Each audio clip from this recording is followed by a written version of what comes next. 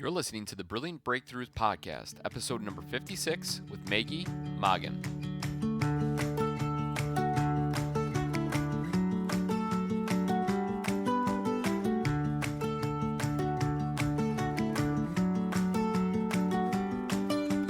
Hi, small business owners. Welcome to Brilliant Breakthroughs Podcast, where we focus on creating brilliant breakthroughs for the small business owner. FYI, this is also the name of the #1 best-selling book on Amazon for small businesses and entrepreneurship. The good news is you can find this book in paperback and ebook form too. So just so you know which one it is on Amazon, type in Brilliant Breakthroughs for the Small Business Owner.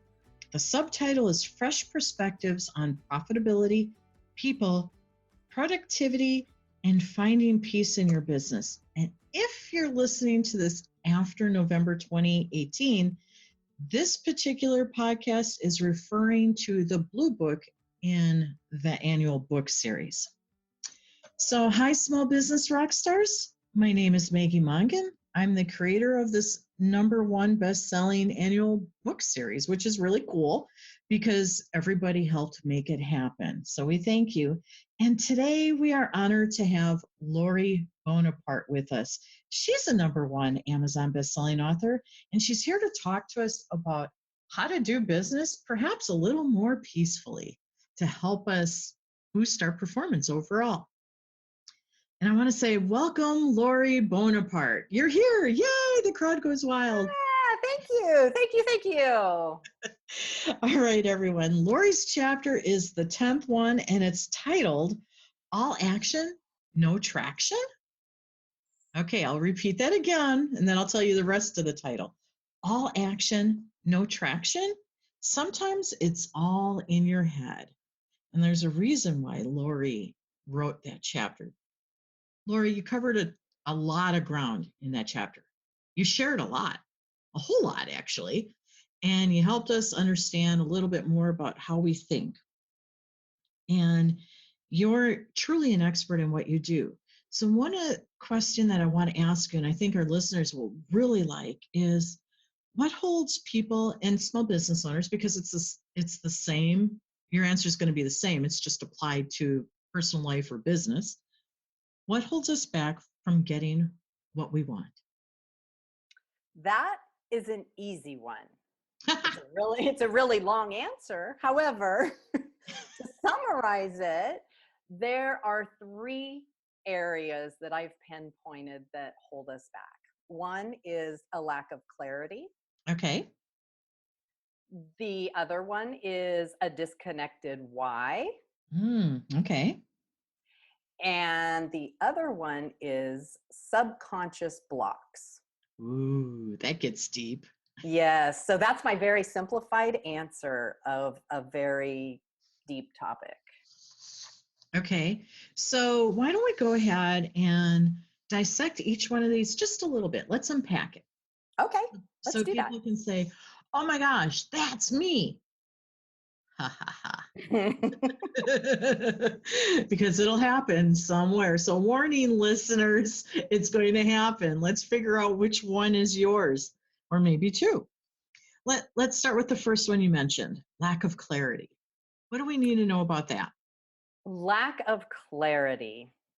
So especially as business owners, we approach things typically from a very intellectual standpoint. And that is, okay, we want to achieve something, what is it that we want to achieve? So we might hit the high points. We want to achieve X amount in sales, or we want to franchise or grow, whatever our thing is, put it in that spot.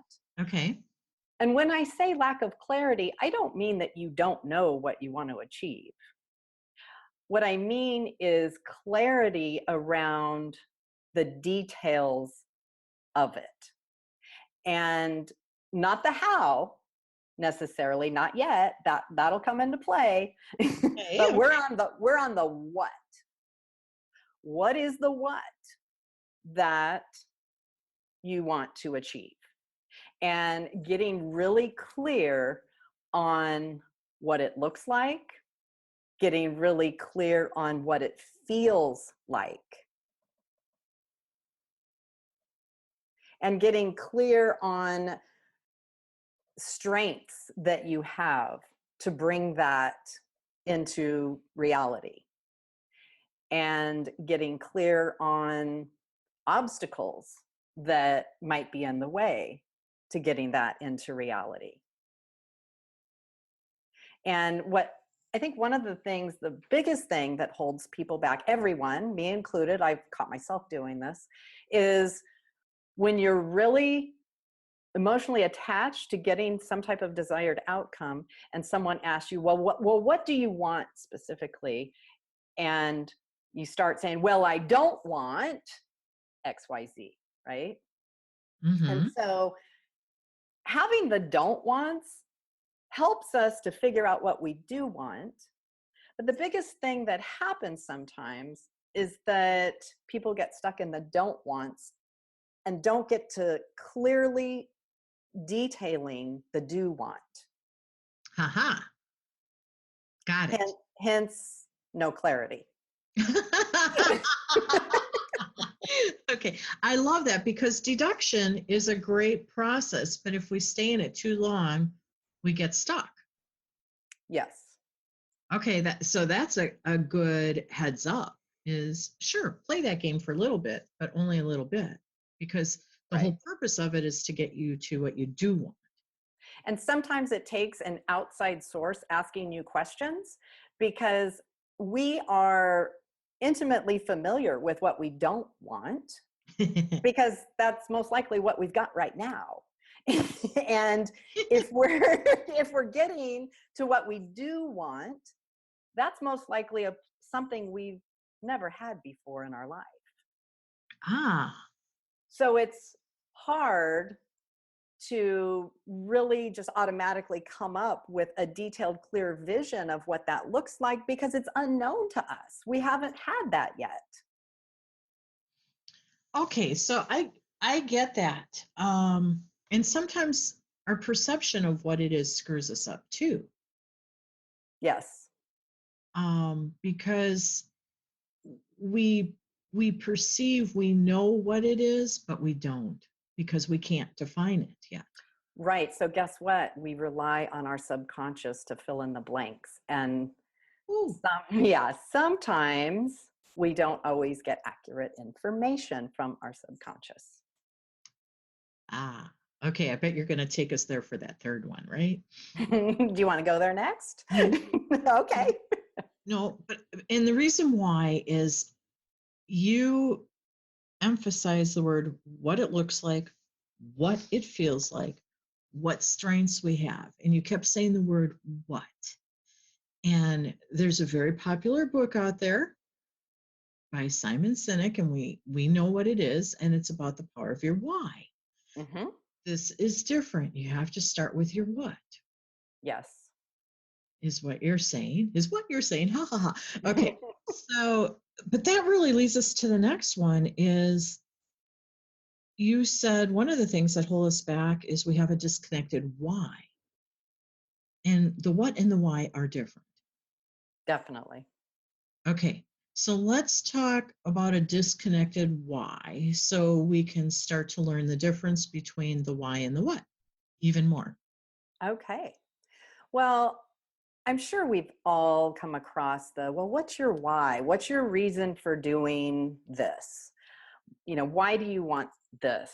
And I used to be kind of the mindset of, oh, well, many, many years ago, oh, that's just like a cliche. Why do you do it? Well, I do it for my kids, or, well, I do it for the money.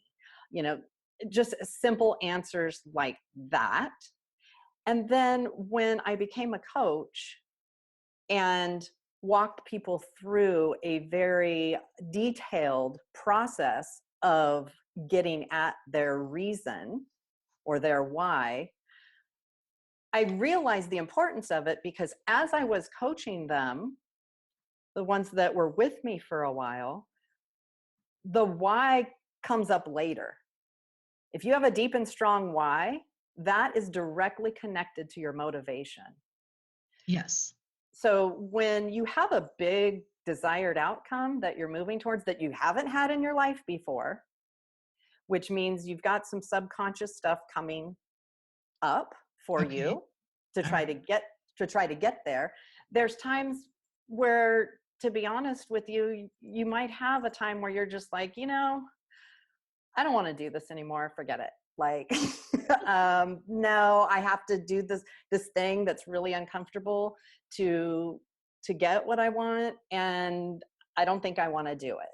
And if you don't have a deep and strong why in place, you'll most likely just pack up and go home. Okay, yeah, well, I was just kidding about wanting that.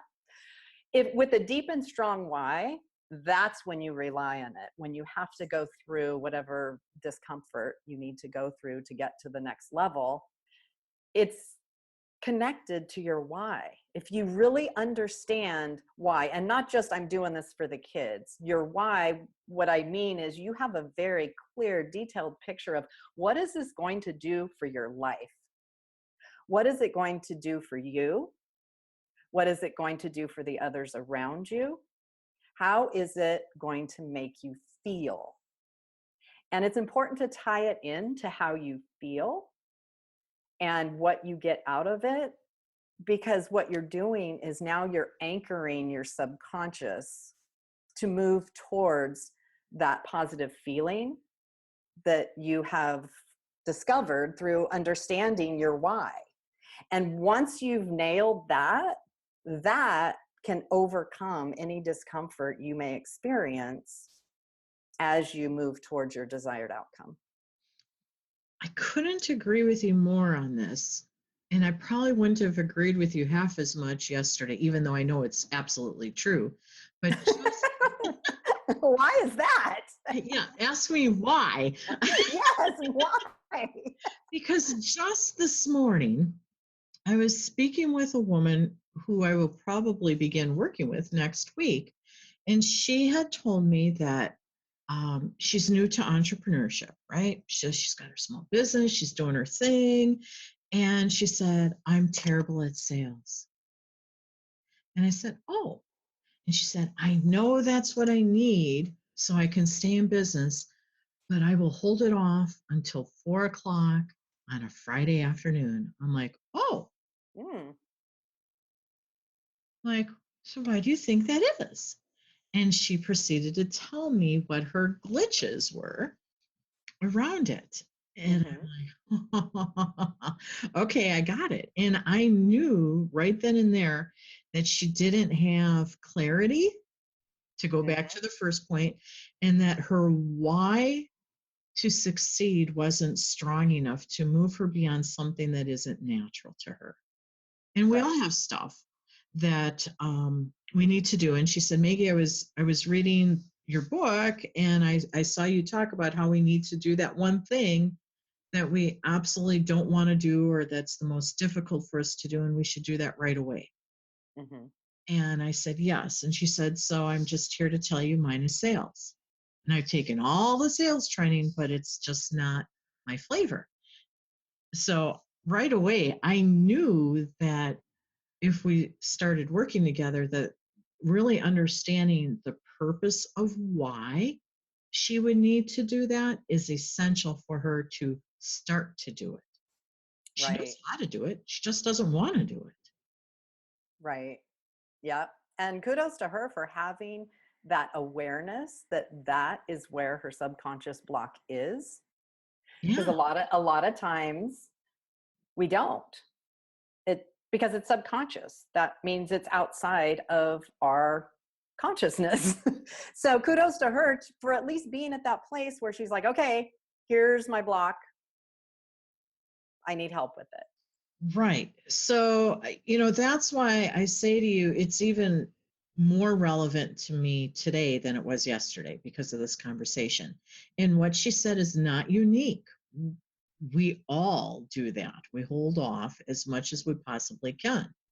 And there's a lot of different reasons. We're not going to discuss them all. We're just focused on these three. Yes.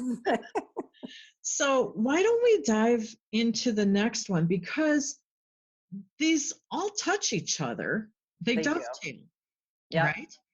Okay, or weave is probably a better way to understand it. They all weave together, but you might be working on one of the threads more than the other at different times. So let's talk about this whole subconscious blocks hold people back from getting what they want. Bring it on. Okay. So you're right. They all weave together, the three. What I find is that once we clear up the lack of clarity and the disconnected why, and we start playing the game and going after the desired outcome, before you know it, pop, there's a subconscious block that Okay. didn't get resolved. Because to be honest with you, some of those things get resolved once you have clarity and once you have a deep and strong why. Some of the blocks get resolved on their own. Well, and I think the other thing is once we get the clarity and understand our why, that brings up a different point of conversation for these blocks to emerge because we push the other stuff aside now. Yeah. Yeah. Well, what happens is the subconscious blocks emerge when part of the action plan was to do something of discomfort and it wasn't done. Right. So it's by going into action, all this new stuff starts bubbling up, right? Right. And so I do want to say something because like our subconscious sometimes gets a bad rap. It does, it does some really awesome stuff for us. You Yeah. know, it's 95% of our thoughts are subconscious, and our thoughts dictate our actions, which dictates our results. And because 95% of our thoughts are subconscious, that means because of your wonderful subconscious, that's why you show up on time. That's why you're committed to your business. That's why you love your family. There are some wonderful aspects that come out of our subconscious. Yeah. And what happens is with the ones that become blocks, the subconscious areas that become blocks, it only becomes a block if you're trying to do something and it's stopping you from doing it. Got it. Other than that, you know, who cares if that's what your subconscious thinks? You know, but if you have a subconscious thought that might not, by the way, might not even be related, directly related, logically related to what you're trying to achieve. Okay. Most of the times it's not, by the way. So Oh, you know that, huh? yes, yes. So it just means that you haven't revisited that thought and edited it to serve you today. Ah, so we can correct our thoughts. Absolutely. We can reframe them, have them mean something different to us than what our subconscious thinks that means. Hmm. I think it would serve us all well to have a subconscious editor on full-time duty. Right? Yes. Yes. Cool. Okay, so all of this ties together.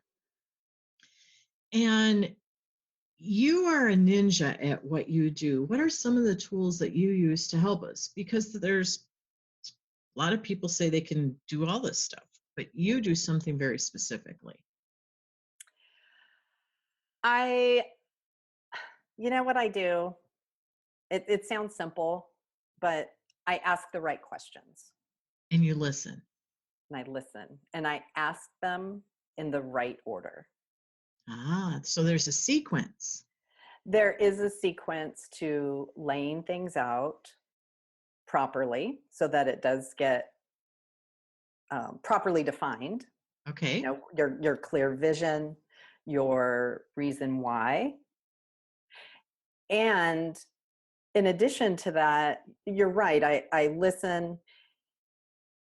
I'm pretty intuitive, so I can tell when someone's relaying to me a story of how something happened. I could tell when there's some sort of subconscious block going on. Okay. And so I'll just say, okay, hold it right there. Let's talk about this some more. And I'll just ask more detailed questions until they kind of say it. And I got that. I was kind of intuitive to begin with. And then a while back, I became an NLP practitioner, which is neuro-linguistic programming. Okay, now hold on a second, because you're talking about the science you use, which people don't need to know necessarily how to use it, but you Right. use it to help your clients. So Yes. there's still a lot of people that are unfamiliar with NLP. That's the acronym for Neuro Linguistics Programming. Can you tell us briefly what it is? The easiest way to summarize NLP is it is the study of our internal representation of the external world. That's the easiest way, Yes. folks. Yes. Our And internal internal representation that we have of our external world. Okay. And obviously, the subconscious is big in that. Yeah. So how we think internally of what's going on outside us or experiences we've had, things of that nature, and how we process that internally. Because our mind's putting it somewhere, it's filing it. Yes. And then with your training, you know how to help us pull up that file and edit it, right? Yes, because there are some files that no longer serve. They may have served at the time when they were created, a lot of times before you're 7 years old. Right. You created a file that says, when this happens, internally feel this way, internally behave this way. And it's all to keep us safe. And that may have been an absolutely amazing decision when you were 7. That's absolutely the right thing you needed to do to keep yourself safe then. However, now that you're an adult and you're trying to achieve this desired outcome, and whenever you do something that feels remotely close to that, you start shutting down, that thought is no longer serving you. So we need it edited. We need to edit it. And one of the important things we need to do is we need to thank that little person for coming up with it to begin with. So instead of being mad about it, thank that person, that little person inside you who did an excellent job keeping you safe during that time. And realize that now you're going to hold a different thought, because the new thought is what is going to serve you best in moving forward. Okay, so this is how you're such a ninja at what you do. Yeah, it's a little bit of my secret sauce. Cool. Okay, we're getting close to having a wrap up. So I guess I'd like to ask you, is there something in particular that you think would be beneficial for us to remember about all this awesome stuff we just discussed? Something, wow, I mean, there's so much. I know, that's why I'm asking About you to help all of us. that. And, I think the biggest thing that needs to be known is that these things need to be revisited, because our subconscious mind is very efficient. Okay. Which means that once we sit down and go, okay, I'm clear on this and I know my why here, cool, I don't have to look at this ever again. I'll just go out and achieve this, right? That's the typical thought process. And our subconscious mind goes, okay, click, and just puts it in the back, and it may or may not come up again. So we need to remind ourselves, find a way to remind ourselves that this is what we want, this is why we want it, and make sure we're on that path. So it's the consistency of doing it, keeping our focus where it needs to be. And I know you're trying to wrap up, and I probably just opened up another can. But consistency. Okay. So being mindful. Consistency of our focus, where we're putting our focus. Got it. Okay. I'm going to shift topics. Okay. Lori, what's your favorite food or dessert? Ice cream. Ice cream. Oh my Ice gosh. cream? I love Ben and Jerry's. They have amazing flavors with like all kinds of interesting stuff inside of it. It's not just like a regular ice cream. And I heard that's because one of them had allergies really bad. So they had to like make ice cream that they could like definitely taste. And so I like the different textures and stuff in the mouth. And here's the other thing that I love. Baskin Robbins Tax Crunch, because I love coffee ice cream, and it has like this little chocolate crunchy ripple thing through it, similar to Ben and Jerry's. It has the texture, it has the coffee flavor, and it's only available during tax time. So it helps make tax time a little better, because I know that, especially if I'm working on my taxes, that, okay, I'm just going to get through this, and then I'm going to go treat myself to some tax crunch. So I use it as a reward as well. Well, now we got the inside scoop. Yeah. Or in the pun, scoop. Oh, wow, too cool. All right. Listeners, this is how you can learn more and engage with #1 best-selling author, Lori Bonaparte. Start by reading chapter 10 in the book, Brilliant Breakthroughs for the Small Business Owner. And at the end of it is an invitation by Lori. And I want to encourage you to gift yourself as a person first, to go ahead and take her up on the offer that she provides for you. And then I want you to gift yourself as a business owner the same opportunity. And the good news is you can do it all in one hit by reaching out to Lori and engaging with her through that invitation at the end of the chapter.